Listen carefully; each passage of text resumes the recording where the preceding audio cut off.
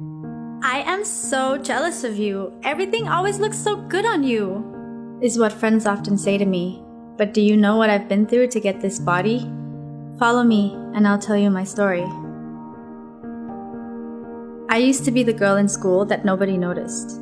All of the boys would just look right past me. I wasn't even popular in my own group of friends. I was invisible.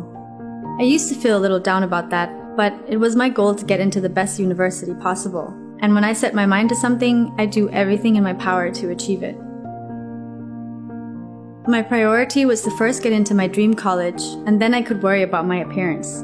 I asked my parents for their permission to get cosmetic surgery if I was accepted into the university, and they agreed and gave me their blessing. So from that moment on, I focused all of my time and all of my energy into studying to pass the entrance exams. And once I was accepted, they were so proud as they knew how much work I had put into getting there.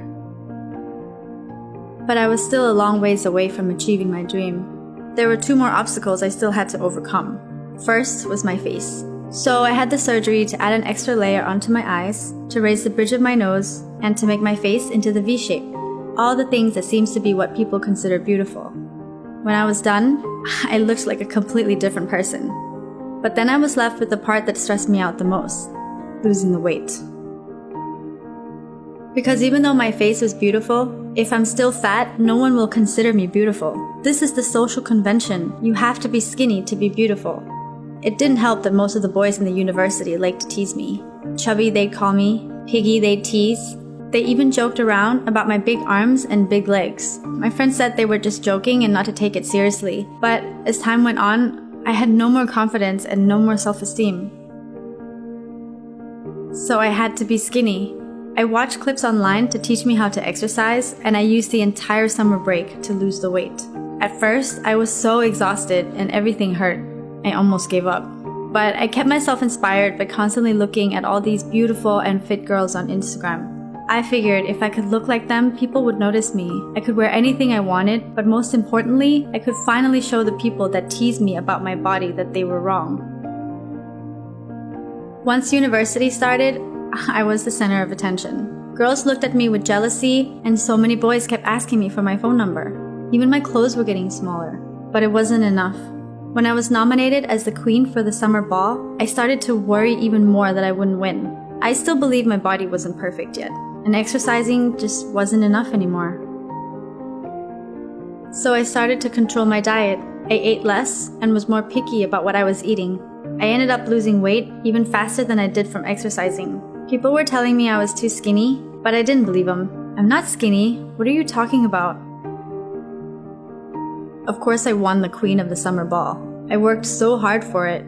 Everyone was congratulating me, but all I could think about was that I had to work even harder. That I'm still fat, and if I'm not careful, I would go back to being invisible again. I had to exercise more and control my diet more. So I started to work out not just in the evening, but also in the morning. I didn't eat anything that had carbohydrates or fat in it. For lunch, I would eat fruit or a box of milk, and for dinner, I had just a glass of water. I was so obsessed with how I looked. I really believed that if I missed a workout or ate more than I was supposed to, I would go back to being fat again. While I was obsessing about my weight, I was just ignoring all these other strange symptoms that were occurring. My period had stopped coming for months. I was losing so much hair. I was cold. I was always cold. My skin was starting to peel, and I was struggling in every single class to focus. My grades had dropped so far and so fast that nobody could believe it. A lot of people noticed the change. I kept hearing that I was too skinny, I wasn't the same, I wasn't as pretty as I used to be. I couldn't accept it and would just tell them that they didn't know what they were talking about. I lost a lot of friends that time. I cried almost every day. I really didn't know what they were talking about. I couldn't see what was so skinny about me. When I looked in the mirror, I still looked fat. So I thought they must have just been jealous. Hi, honey. I woke up to see my mother standing next to me. She looked sad and concerned. Then I looked around. Why do I have so many tubes in my arms? What's happening? The last thing I remembered, I was exercising. I was diagnosed with anorexia. I couldn't believe it, but I knew my condition must have been serious when I could no longer feed myself and I had to be fed through tubes. I was in the hospital for weeks. I even had to drop out of school, and my mom even had to quit her job just to take care of me. But it's been a year now, and I'm fully recovered and finally back in university. I've really learned how little value other people's opinions have. The most important things are the love you have from friends and family, but what's even more important is the love that you have for yourself.